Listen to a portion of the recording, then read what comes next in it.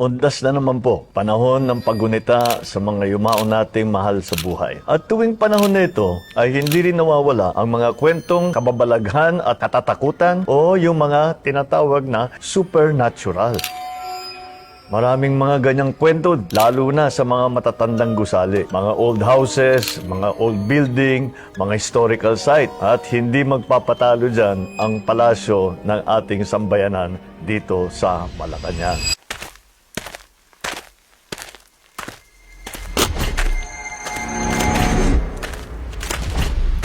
Itinayo ang Malacanang noong mga 1750s ni Don Luis Rocha Camina.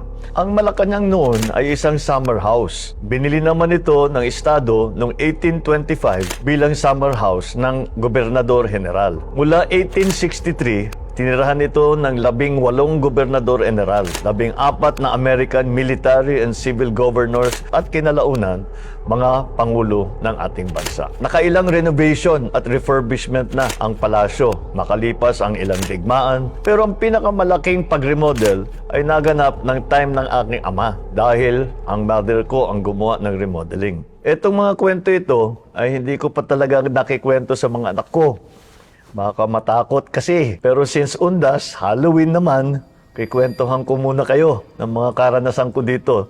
Lalo na nung kabataan ko. Oh, are you ready? No, not really. Not really. Pero sige. Never mind. We're Let's go!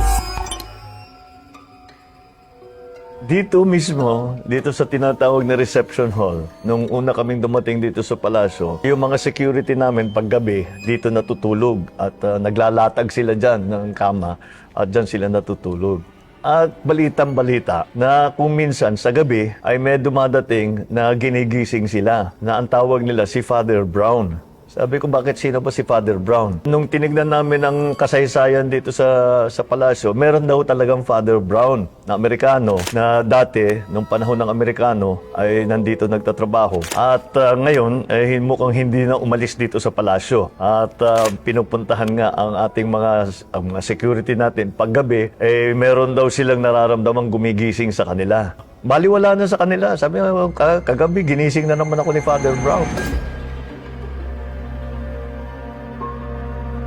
Nung ako'y nakatira sa isa dun sa mga guest room at ginagawa yung kwarto ko, kasama dito sa, malapit dito sa tinatawag na state dining room kung saan kami mag-cabinet meeting ngayon. Minsan, gabing-gabi na, umuwi ako, sinasara ko lang yung pintuan mula doon sa kwarto ko. Pagbukas ko ba naman ng pintuan, nakita ko biglang gumalaw yung mga buwan. Nagsisisigaw ako dito. At tumakbo ko. Sinabi ko, sinuko ko sa security. Sabi ko, may multo, may multo, may multo. Sino yan? Si Father Brown lang siguro yan.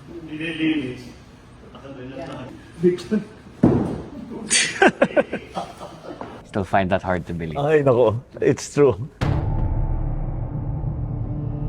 Tapos nakita niyo dito sa palasyo, maraming chandelier. Pagka naririnig namin, nakikita namin na gumagalaw, sabi namin, baka mukhang may lindol.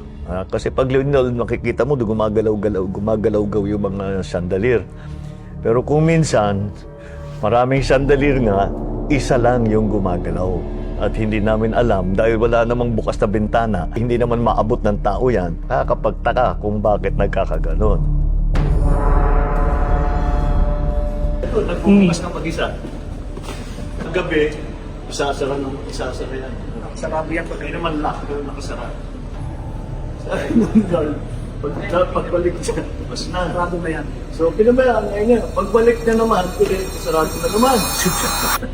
Kung minsan, lalo na paggabi at nag-iisa ka, lalo na pagpaakyat dito sa front door, yung formal na hagdan na papasok sa palasyo, minsan, actually ilang beses nangyari sa akin, pag akyat ko na ganun, ramdam ko na may nakatingin sa akin dun sa likod. Kaya, pag tingin mo na ganun, ramdam sa akin paglalakad ka. Tinitignan ko pinalabas. Patras tuloy ako paakyat dahil nakakatakot, dahil alam ko na talagang alam nyo naman kung minsan, pag naglalakad ka, manaramdaman mo pag may nakatingin sa'yo, yung may sumusunod sa'yo. Ganun ang pakiramdam ko.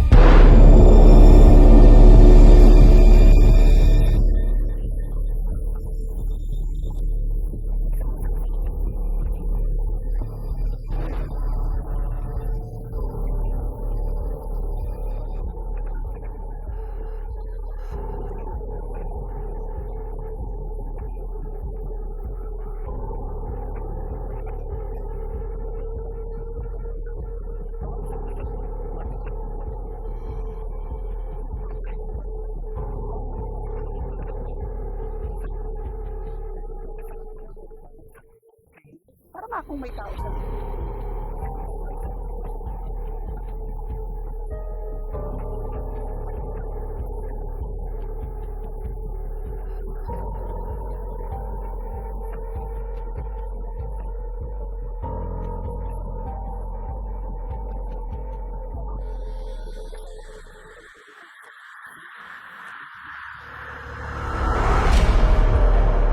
Minsan, nandito ako, kasama ko maraming kaibigan, siguro mga 6 kami.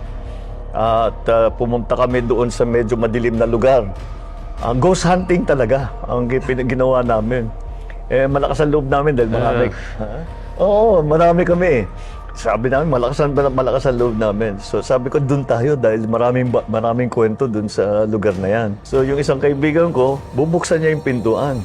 Bago niya nahawakan yung doorknob, bumukas yung pintuan ng mag-isa.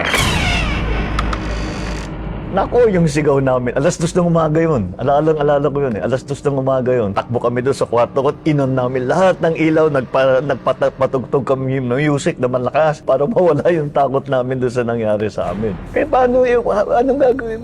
If we had ended up living here in the palace. Oh my God. Kuha na lang ako ng kondo sa malapit.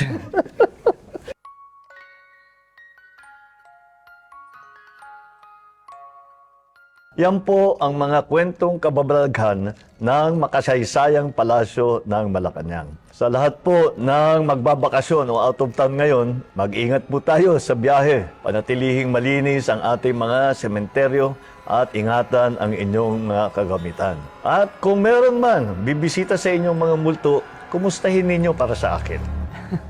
Isang mataimtim at payapang undas sa ating lahat.